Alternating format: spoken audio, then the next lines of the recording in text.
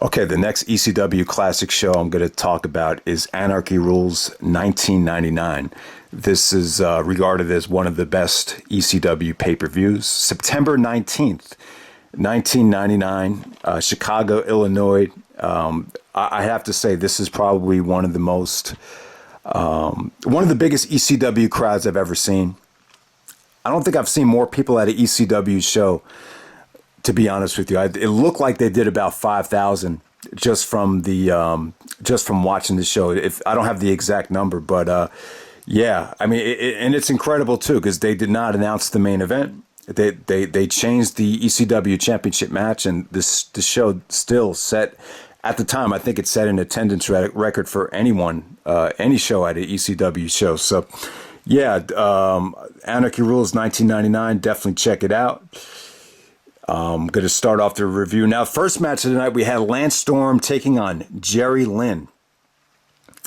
The Canadian superstar takes on the new effing show in a scientific wrestling fan's dream match. Lance Storm was actually out there with Dawn Marie and took on Jerry Lynn, who was actually had taped ribs in this match. The match came off great. I would definitely say this is one of the best matches in ECW history.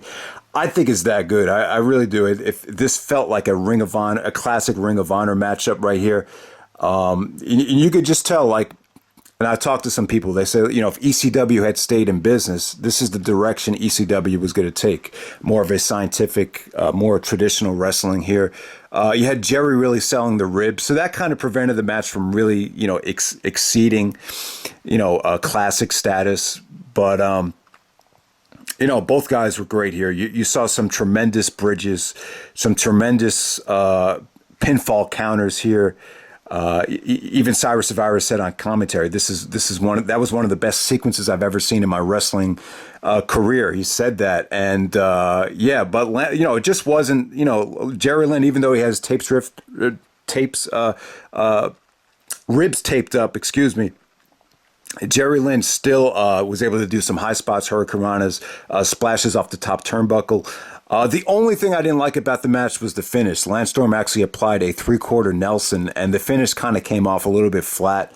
It was just kind of a anticlimactic finish to a great match. But hey, Jerry Lynn was selling the ribs, so it did make sense. But yeah, Storm and Jerry Lynn, these guys might have had the match of the night. Next up, we have Simon Diamond and DeVito. Remember DeVito from the Carnage Crew and Ring of Honor, Murphy Rec Center. So Simon Diamond and DeVito taking on Chris Shetty and Nova. Basically, Simon was talking trash to Jazz at the beginning of this match. Ended up being more of a segment. This was all about New Jack. Since New Jack broke away from the Gangsters, or the Gangsters kind of disbanded, New Jack kind of became like the new 911. Anytime there'd be a match where the fans really didn't care about the guys in the ring, 911 would come out and just interrupt the match. And New Jack kind of took on that role for a lot of different reasons. The fans loved him. It gave ECW an excuse to use the Natural Born Killers theme song just to get the crowd going crazy. And then New Jack used all these weapons just to kick the shit out of everybody. And at the same time, Nova was actually on New Jack's side, helped him out. There were some really nice spots from Nova too. But this ended up being more of a segment. And it was a good segment though. New Jack always kind of brought life to the shows. Next up, you have International Invasion, a three-way dance. You have Yoshihiro Tajiri, Super Crazy, and Little Guido. Three-way dance here. This was great. This combination would go on to wrestle time and time again in ECW. I think they had an even better match on television. And then you saw them wrestle at ECW One Night Stand 2005. But, the great thing about this, you just had a nice mix of styles. I mean, this is what I love about wrestling. I like to see different styles. I just don't like watching the WWE style. And you get Tajiri, Super Crazy, Guido. Each of these guys is representing a different country. Tajiri representing Japan, Crazy representing Mexico, and then Little Guido representing the Italians, the FBI, the full-blooded Italians. And each guy brought their little, different flavor to the match. The match had great high spots from Super Crazy. Tajiri Did some awesome counters. He brought his combat skill to the mix. Guido actually looked really good here. He's an underrated worker too. So the great three-way dance. Tajiri ended up winning, and just really, this is just what the indies are all about. Just showcasing different styles, different international backgrounds. I thought it came off great. You could definitely argue that being the match of the night too. Next up, we had Just Incredible versus Sabu. The ban is lifted. All right, so Just Incredible was cutting a promo. And then the referee said, no, Sabu has to come out and wrestle because this is Anarchy Rulz. And then the lights go off. Sabu comes out to get his revenge on Just Incredible. And they had a war right here. This was definitely, the fans were definitely excited to see Sabu back. You saw Sabu do his vintage offense, jumping off the top rope into the crowd, table spots, Arabian leg drop through the table. Visually, the match was incredible. This was definitely a war. Definitely, I would not say this was match of the night, though. It really felt a little weird to see Sabu put Just Incredible over. But like I said, though, it was a war. Just Incredible bleeding from the forehead while Sabu had him locked in the submission, camel clutch submission. But yeah, both guys definitely brought it. Just Incredible hit a million tombstones on the chair to put Sabu away. And, you could just see the changing of the guard here. Sabu, it's incredible that ECW was able to get as much out of Sabu as they got, considering his style. I mean, he had been around for a while. And on the same show, you had Tazz leaving. So I think at the time, ECW started changing direction. You saw going into 2000, Just Incredible, Steve Corino, Rhino, a lot of these guys, Lance Storm, a lot of these guys were being put over, and there was a new direction of ECW heading into 2000. So Sabu actually puts over Just Incredible here, which was surprising. The match was a war. It was definitely good, but I wouldn't say this was the match of the night, though. But definitely good stuff. Very underrated match. This is kind of the match I usually forget about when Anarchy Rulz is brought up. Next up, you had Tazz taking on Masato Tanaka, taking on Mike Awesome. All right, so this is supposed to be just Tazz versus Tanaka. Tazz was actually leaving. He had committed to the WWE. He didn't appear until the Royal Rumble, so it still will be a couple months until Tazz would appear. But Tazz got a lot of heat here. A lot of "you sold out" chants. They booed Tazz when he cut his promo. For some reason, Mike Awesome was in the crowd, and Tazz started chirping at him. I thought he was just talking to a fan, but no, it was Mike Awesome. Then Paul Heyman was out there too, trying to hold Mike Awesome back. And then Tazz convinced Heyman to make it a three-way dance. They kind of exposed the business here. Tazz talked about how Heyman promoted Tazz as the baddest motherfucker on the planet and stuff like that. But they agreed to a three-way dance because, Tanaka and Awesome have beef with each other. And surprisingly, Tazz is the first one eliminated. Awesome and Tanaka team up on Tazz after Tazz was antagonizing them. So Tazz goes down. The ECW locker room comes out to pay Tazz respect, but they still watch the rest of the match from the ramp. And and then Tanaka and Awesome just work their magic. If you haven't seen these two guys wrestle, they're just made for each other. You see Mike Awesome's like 6'6". He's a very big man, but he moves like a missile.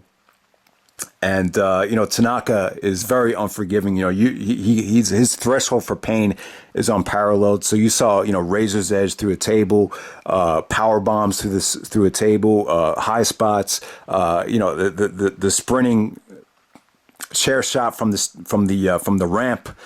So a lot. These guys just work their magic like they always do. And Mike Awesome becomes the new ECW World Champion. And, at the time, you didn't know it, but Mike Awesome was considered a turncoat and eventually signed with ECW while he was signed with WCW as he was the ECW World Champion. So putting the belt on Mike Awesome, that's a decision maybe ECW regrets. But bottom line there, you remember this match because it's Tazz's farewell match and just the way the fans reacted to him. And, it was kind of bad timing. Like as soon as you get on TV, Tazz leaves. I mean, there's mixed feelings on it. I understand that. You know, Tazz expressed in the Rise and Fall of ECW that he has a family. You know, he had to take the opportunity. But from a company standpoint, if ECW was really going to become a player on the mainstream level, yeah, you probably needed Tazz to accomplish that. So it kind of sucked for ECW in retrospect. Next up, not really much of a match here. When I saw this match on paper, I'm like, yeah, I don't really remember this, but this looks pretty good. But really wasn't that much of a match. You had Tommy Dreamer and Raven taking on Steve Corino and Rhino. This started out as Tommy Dreamer in the ring with the really good-looking Francine. Really hot Francine in the ring. And then they got interrupted by Steve Corino, and Jack Victory was in a wheelchair. So that whole thing going on. Raven didn't come out to like halfway through the match. I mean, this ended up being more of a segment than when Raven came out.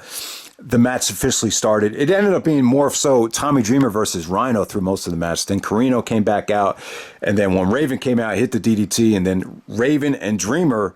At the time, they were actually tag team champions. So you saw that whole feud between Dreamer and Raven where they just hated each other over, they fought over Beulah. They fought over, a whole bunch of stuff. There was a lot, Tommy Dreamer versus Raven, one of the biggest feuds in ECW history.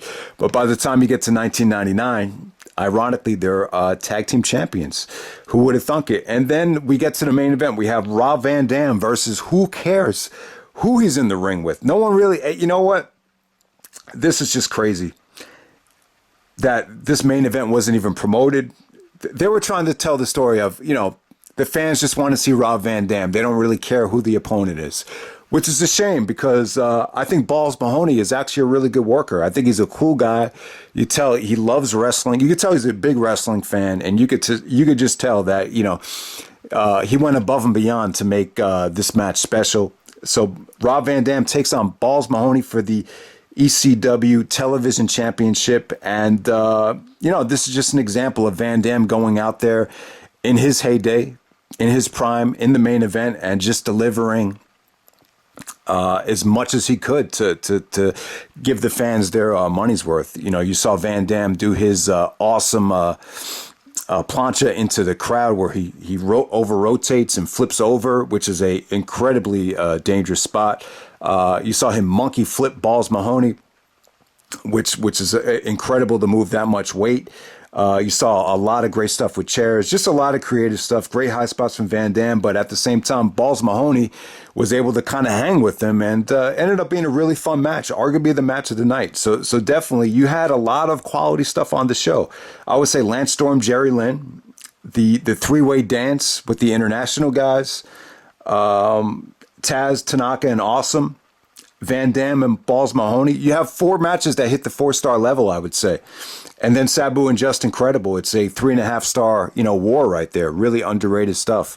It was just kind of weird how Just Incredible went over Sabu. It just seemed like it took the fans by surprise, the way he won it with those multiple, pile drivers on the chair. I just think they could have been executed a little bit better. But yeah, man, you definitely had a great show here. Anarchy Rulz 1999. So definitely check it out. All right.